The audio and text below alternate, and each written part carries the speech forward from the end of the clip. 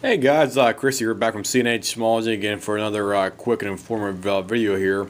This will be the quick bench review video here for my new BCM AR-15, the BCM RECCE 16 as they call it officially on the website here. And I just want to give you a quick tutorial running down of the overall features and functionality and stuff like that of the weapon right here, because me and my family are going by our cabin here probably tomorrow, and I'm going to be doing some shooting with this gun up here as well too. So we'll start with the first thing, which is the muzzle brake on the weapon here. Muzzle brake they have on this specific one is the BCM Mod 0. This is what it looks like right here. They have two different versions of this specific muzzle brake. They have the Mod 0 and they have the Mod 1. The Mod 1 is slightly longer, and the reason why is because it's intended for like 14.5 inch barrels and stuff like that. So what you do is you put that one on a 14.5 and you either weld it or you put some kind of a way to make the actual muzzle brake stay on there permanently. You either weld it or you put some other means of securing it permanently to make it legal for 16 inches length. This one is the Mod 0, which is slightly shorter. And we'll proceed back to the handguard right here. Handguard is the typical key mod on here. That's why they call it the RECCE 16, I believe, because they have the upper lower key mod handguard on here specific for it. They do make two versions of this type. They have the M-Lock and the key mod one. I have the key mod one here obviously for that purpose. This is a free floating handguard. It functions perfectly fine. I heard people online saying key mods is not so good and it has some pros and stuff like that, but other people were saying it also has some cons too. But for me, I really don't care. It functions perfectly fine. I'm not going to be running over with a car or anything else for any kind of demonstration videos and stuff like that. And next thing we got here is my Vepr Molot lower, we don't call lower handguard, or lower grip, I should say more precisely. Whenever you do get this gun in the factory box, they include a what we call Picatinny rail here, right here, to attach to your key mod piece right here. This thing has two screws to securely tighten it. I do recommend putting blue Loctite on the two screws.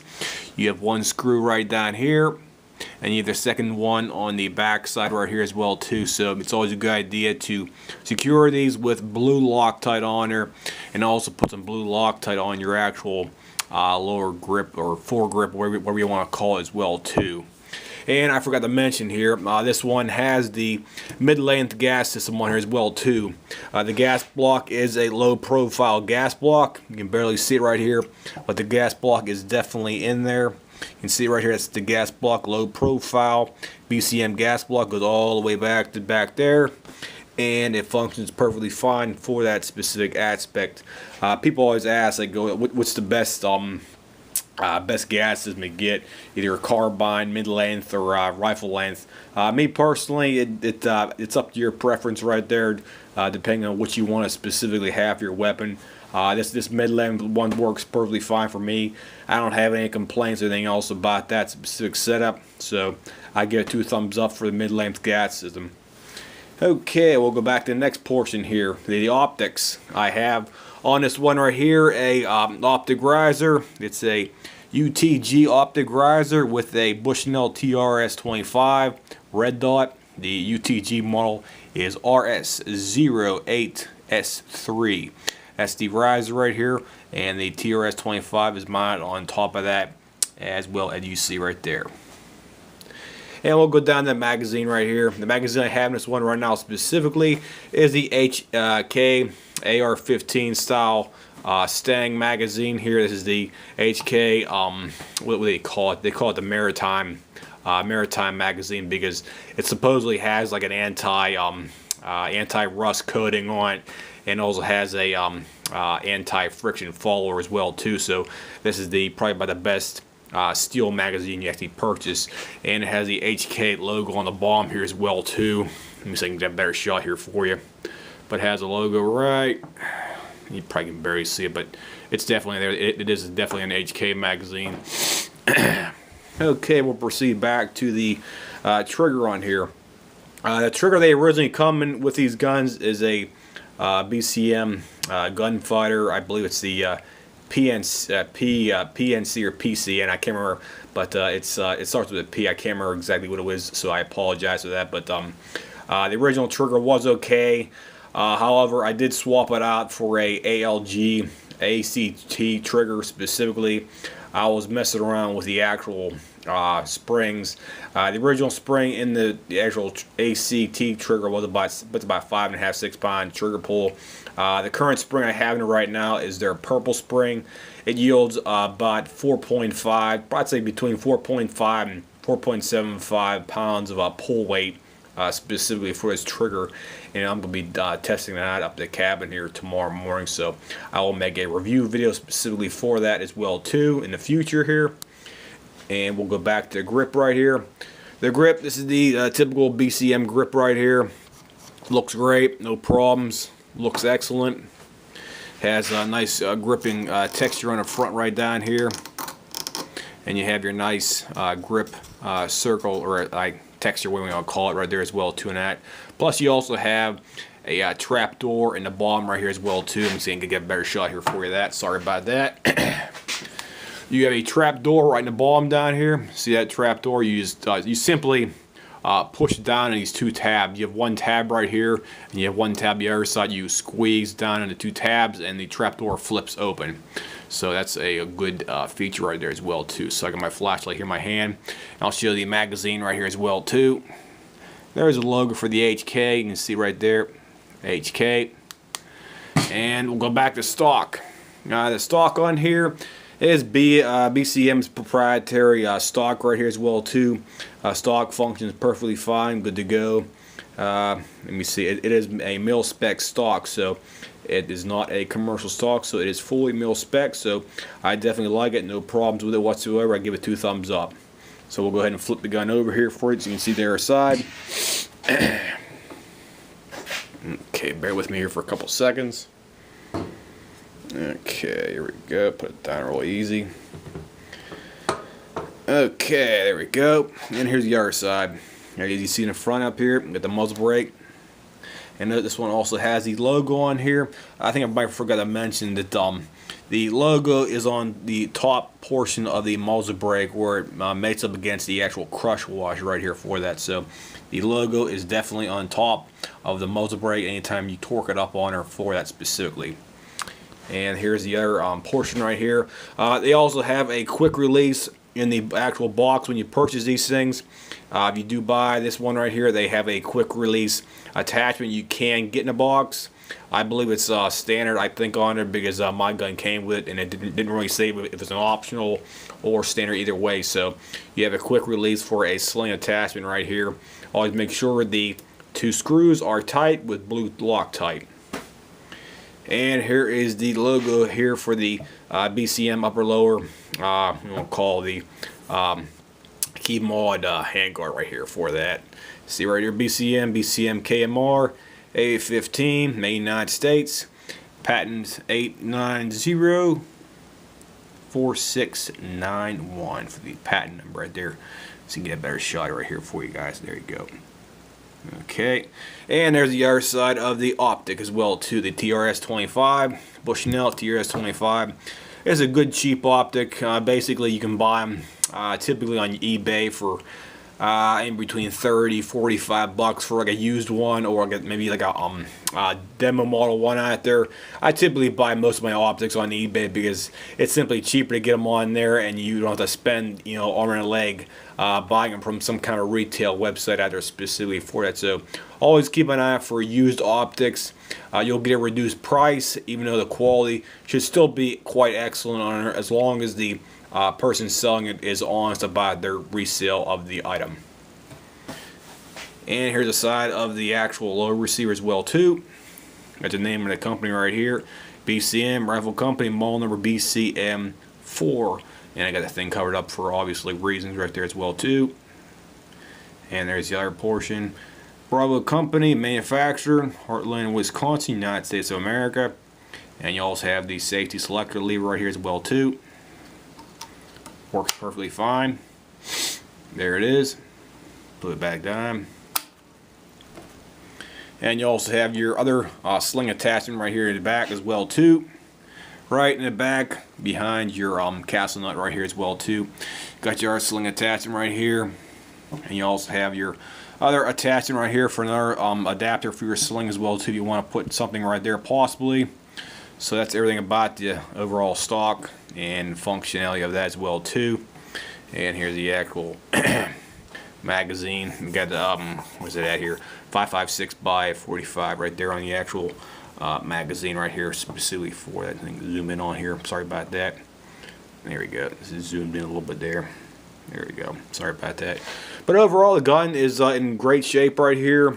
I almost forgot to mention, I did mod the what was it called?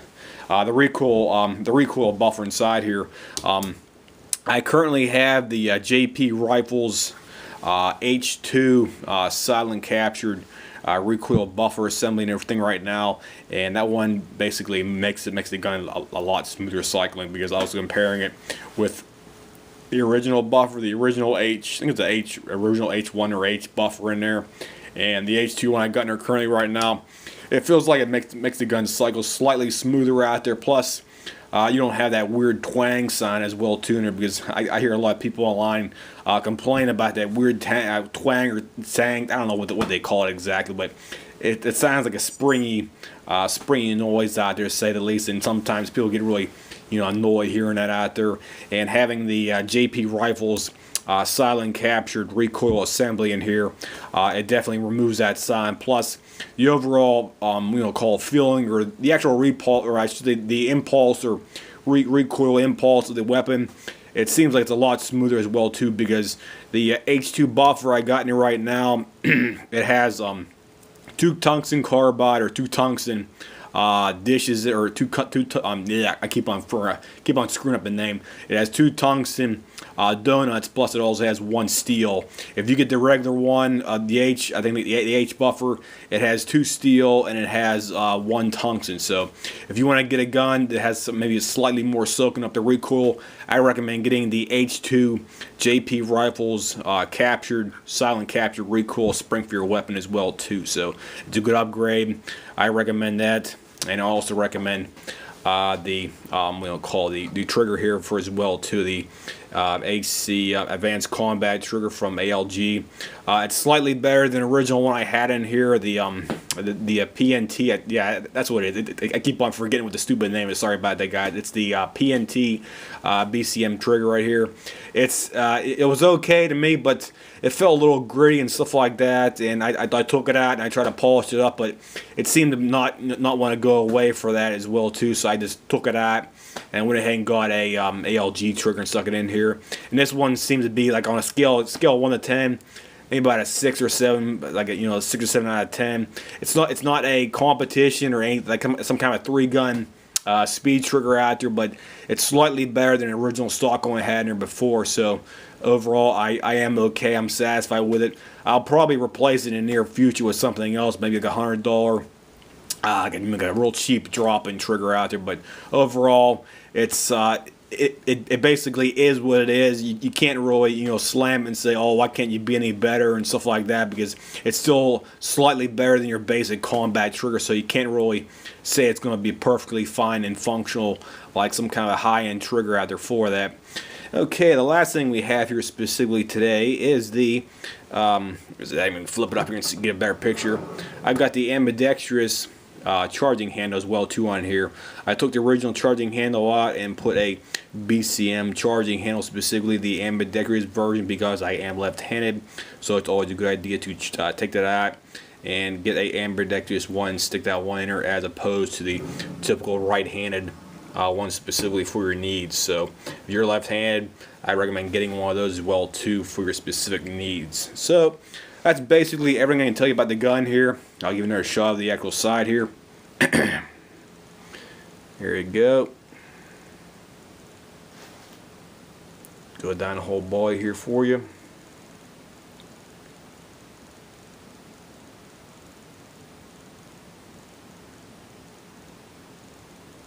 There's the stock. Go back down here. There's your grip, there's your magazine. Okay, I'm going to go ahead and flip it over here for you guys. Bear with me here for a couple seconds. Okay. Okay, another side shot here for you guys. I'm going to go down from the muzzle up here as well too. There's your muzzle brake. There's your handguard. Keep them all at handguard. Here's my lower grip right there. And also they include adapter for your key mod for your Picatinny rail right there as well too. And as I said before, this thing has the low profile mid-length gas system. There we go. There's your optic. There's your riser. Here's your logo as well too. There's the stock. Go back down to the handguard, or I should say the rear pistol grip. There's the magazine housing. There's your trigger well, and your magazine as well too, guys. So that's basically everything about the gun I can tell you right now. So if anybody has any comments, questions, whatnot, as usual, feel free to leave me a message here, and I'll try to get back to you with some kind of a basic, I don't know, call it basic question or information about this specific weapon, because this is a I'm gonna call it a new video, because I'm still an AR-15 noob. So I apologize if I screwed up anything in the video here, because I'm not an expert whatsoever. So I do not profess to know everything about the AR-15. So I'm just giving you my relative interpretation and quick review about this specific product. So I'll see you guys. Have a nice day.